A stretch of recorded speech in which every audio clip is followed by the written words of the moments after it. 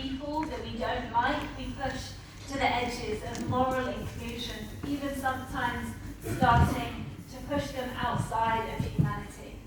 And that can start with our language and how we talk about them. A BBC article describes Twitter as the industrialization of confirmation bias. Or as Barack Obama says, we now have a situation in which everyone's listening to people who already agree with them. Devices make it easy for us to reinforce our own realities to the neglect of a common reality that allows us to have a healthy debate and then try and find common ground and actually move solutions forward. In my boss's words, how can we learn to disagree well?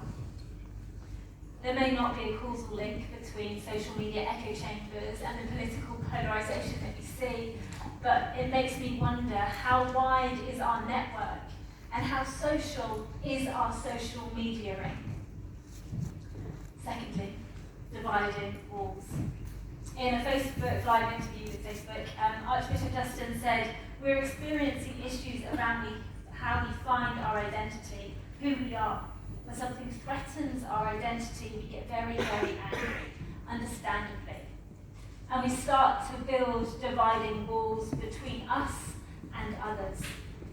Media theorist Douglas Rushkoff says his desire to see a social network that instead of teaching us to see people as adversaries, it teaches us to see our adversaries as people. Because when we build a dividing wall, we create an othering, we create an us and them, we create a binary, and our language starts to push them aside and we dismiss them as the other, or diminishing the other to the offence that they caused, or to their differing point of view to ours, instead of recognizing them as a human with a story. Who do you need to see the face of God in? What walls might you need to take down? And what divides should you cross? Thirdly, missed horizons. We can get stuck in a fractured, conflicted, isolated place.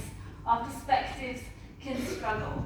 Our agency feels like it depletes, and we're left unsure of whether to be a passive viewer or an active participant. Psalm 121 says, I lift up my eyes to the hills.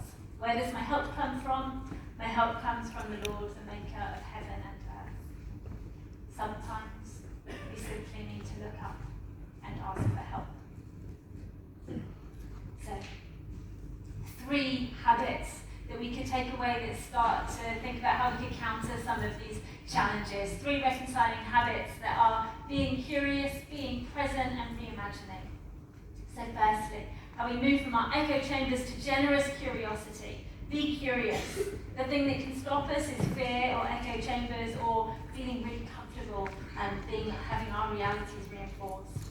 What helps us be generously curious is believing that all are made in the image of God, that all have innate value and all have a story to share.